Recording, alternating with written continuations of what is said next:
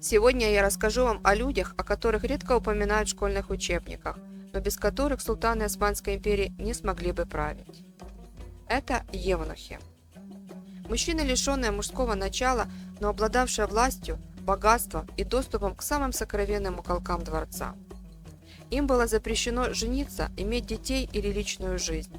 Но именно они управляли гаремом, передавали султану советы и вершили судьбы. В Османской империи евнухи делились на две основные категории – белые и черные.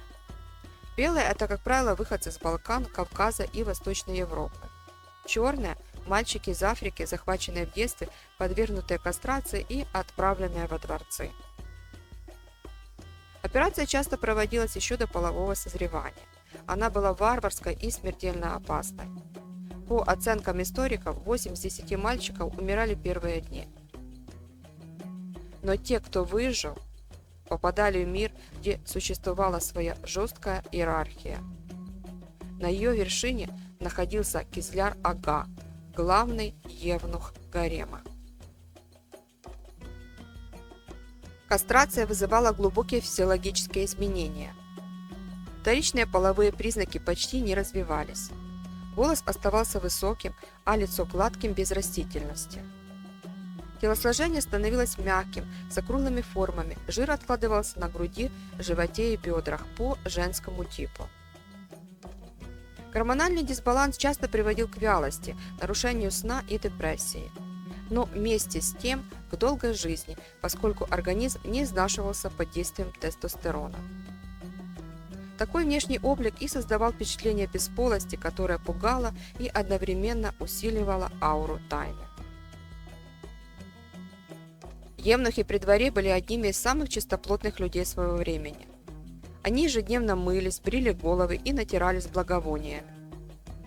Запах тела во дворце считался недопустимым, особенно в гареме, где находились наложницы султана. Их одежда – это свободные халаты из дорогих тканей, тюрбаны, пояса и вышивка. Чем выше ранг, тем роскошнее наряд, вплоть до шелка с золотой нитью. Образ дополняли плавная походка, негромкая речь и сдержанные жесты. Евнухов обучали чтению, письму, придворному этикету и исламскому праву. Многие говорили на нескольких языках и знали Коран наизусть. Рацион питания у евнухов зависел от положения.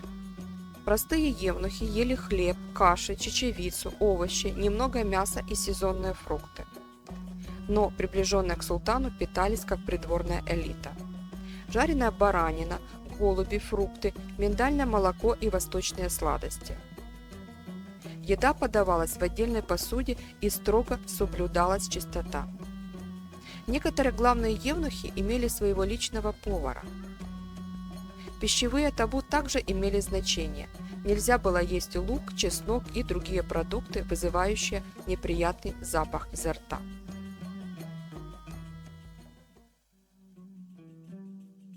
Доход евнухов складывался с фиксированной ставки и щедрых подарков. Младшие получали 5-10 акчей в день, средний уровень до 30 акчей в день, главные евнухи до 100 акчей в день, что соответствовало жалованию уважаемого визиря. Кроме того, им дарили драгоценности, роскошные халаты, земельные участки и дома. Некоторые евнухи становились настолько богатыми, что создавали благотворительные фонды или завещали состояние родственникам. Могли ли евнухи любить? Вопрос о любви для евнуха болезненный. Формально интимные и семейные отношения для них были абсолютно запрещены. Но реальность сложнее. Во-первых, не все были полностью кастрированы. Некоторые сохранили часть половых органов и теоретически могли вступить в интимную связь.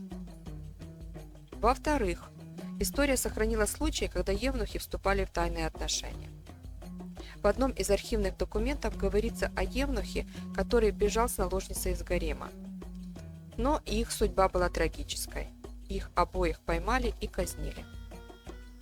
Несмотря на физическую неполноценность, евнухи оставались эмоциональными людьми. Они могли любить. но чаще всего молча, болезненно и без ответа. Их чувство – это трагическая тень, которая сопровождала их до самой смерти. Если евнух выживал после операции и попадал во дворец, его ожидала долгая жизнь. Питание, медицина, покой – все это способствовало долголетию. Многие доживали до 60-70 лет, а некоторые до 80. Но не без последствий. Хронические заболевания мочевыводящих путей, гормональные расстройства, ожирение и депрессия были частыми спутниками их судьбы.